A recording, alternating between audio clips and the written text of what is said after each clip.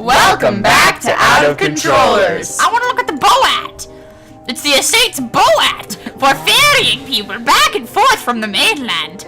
Judging by that hole, someone wanted to make sure the guests could not leave this weekend. Oh boy. Why did Doofenshmirtz come across as Irish? As a question. Unintentional. Doofenshmirtz. The telephone lines have been cut. That must be why I lost Masterwood when he called me. I lost my Masterwood. Oh, you never had Masterwood, Inspector I found Parker. a marker. It says Aconitum. Someone must have hidden it in this trash pile. Uh-huh. That's all the clues. Alright. How did we go? Now, are you ready for the family crypt? Time to put the ding in. Vandernaut crypt. Cryptic, wouldn't you say? I hate you.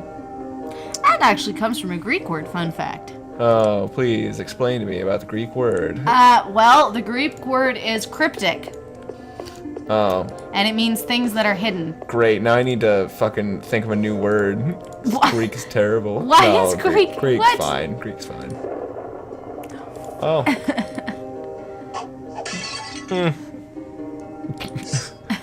Acting so judgmental, like I didn't just blow up everything and that was my plan.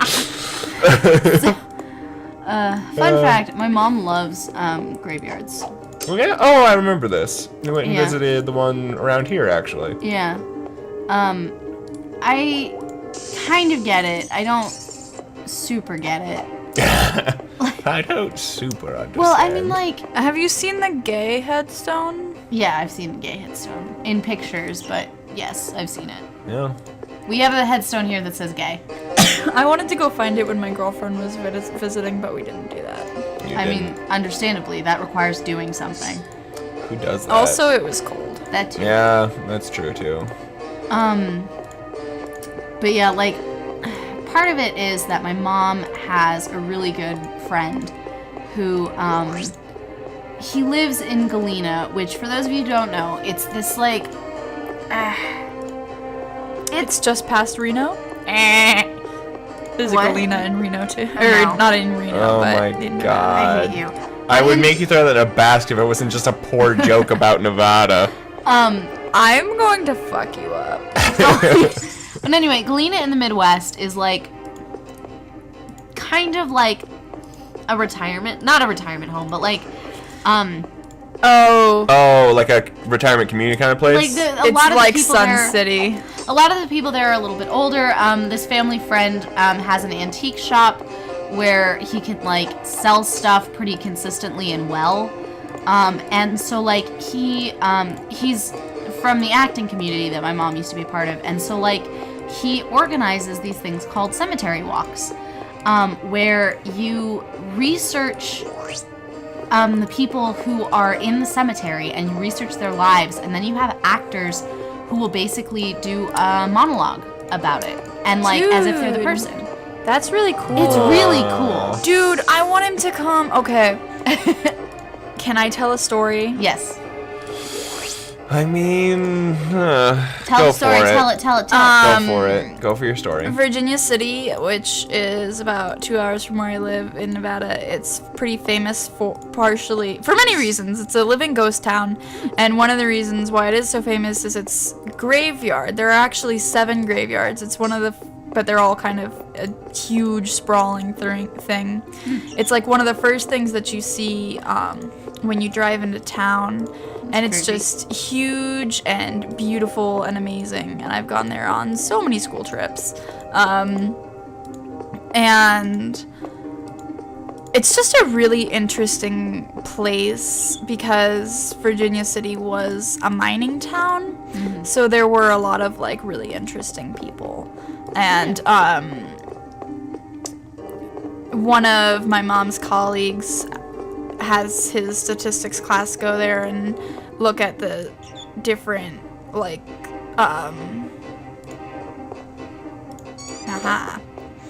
statistically, like, significant differences in ages between, like, the graveyards and stuff. And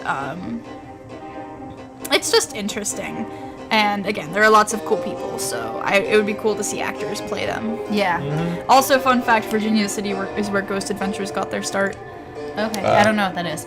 Oh my god! No, we're playing a game. I know, but later. Alright. The nameplate says Lord Rupert Vandernot. I believe that was North's father and Barbara Vandernot's husband. This nameplate says Lady Margaret Vandernot, 1778 to 1842. It's me. The name says Lord John Vandernot, 1832 to 1850. Oh, he was only like 22. 22! Ooh. Okay, cool. Gross. Mortimer Vandernot. A keen detective would notice those tracks on the floor and surmise that there might be something in here. Unfortunately, the lid is too heavy to open by hand. I need a tool. Police! Daniel, can you help? We need a tool. Nope. Someone's been faking the cry of the gargle reeb. I should have known. Not again. Did somebody just fucking... Oh, Jesus. Alright. Parker was in the garden next to a particularly fine hedgerow when it happened again. The unearthly wail of the gargle reeb, and it sounded close. Despite knowing the source of the cry, the hair went up on the back of his neck. He cursed and went running toward the sound. When he came to the fountain, the group had already gathered there, the doors to the music room wide open. They were staring in horror at something. The body of Fu Ling lying in the fountain. This cannot be happening! Barbara Vandernot said. Her mature voice cracked, and for the first time she looked shaken. May Vandernot hid her face in the Countess's shoulder, sobbing. It's too horrible. Too horrible. Major Gunn was smiling. Excuse me. Major Gunn was smiling rather madly, Parker thought. But you seem down. It isn't the gargle, but the legend said he'd be drained of blood, but he's drowned, or look up the window. He jumped from above. Couldn't stand the pressure, poor man. Parker, examining the face of the dead man, a magician, which was submerged in 2 feet of water. He pulled back the collar of the dead man's robe. No, Major Gunn, Fu Ling did not suffer death by drowning, nor did he take his own life.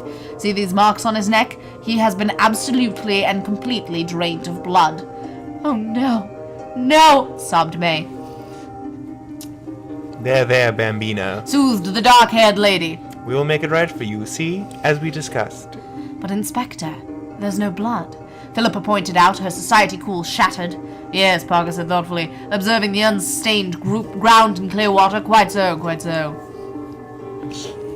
May turned to face Inspector Parker, her nose red and eyes swollen. It is the Karkarib. No human could have done this. It has to be supernatural. Or else... How can you explain it? I cannot, Parker admitted. I will sell that wretched stone. I want it to be as far, far away from here as possible. Parker saw fire in her eyes and a backbone he hadn't suspected the timid mouth possessed. Didn't make her as attractive, he thought, but he supposed she'd need it to be as the heir of Ravencourt Castle. Fuck! Oh, Jesus. Okay. In further unsurprising news, Parker is a sexist asshole. No one is selling anything, he said firmly. But, Juliet began, not until I've gotten to the bottom of this. Parker glared at each and every one of them. Now tell me, how was it that someone left the music room this time, and who left it? With many caveats and apologies, it came out that Countess Rodriguez had a fainting spell and was accompanied by Juliet to the ladies' room. Colin and Major Gunn went together to find smelling salts in the basement. Barbara and Philippa thought May and Franklin had never left the room, but couldn't be sure. It's so difficult to watch yourself being betrayed. Barbara sniffed. I couldn't bear to look at the two of them over there, conspiring in the corner. Mother!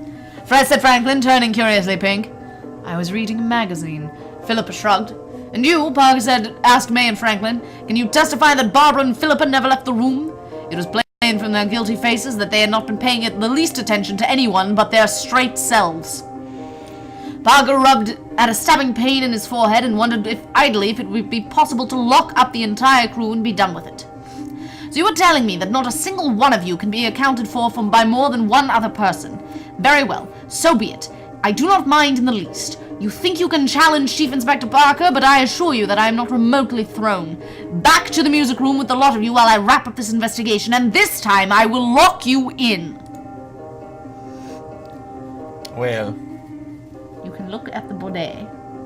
Aha. There's a puncture wound on his neck at the jugular, and a small red prick on his cheek.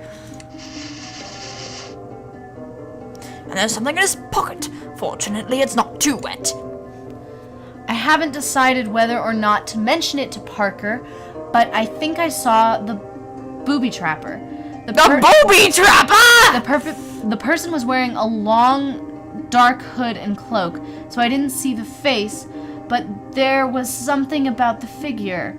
I'm sure it was a white boy. There we go. Good heavens, I wish he'd finished that entry. Incredible. Map. You can also go back in the building. If you go into the music room, you will finish the case, whether you're ready or not. Do I want to look around more? There's nothing new you can find, but there are some questions that you're going to have to answer. And if you're not prepared, it's gonna get messy. Let's do it! Alright. Okay, I have to go. Hold on. Let me just check something real fast. Well, we're gonna do it next time on Out of Controllers, because that's the end of this. Ooh, it looks like there is something else. Ooh. Oh. We will... We'll look at it next time, and then we'll answer some questions. Alright. Oh boy. Thanks for watching, guys. Bye.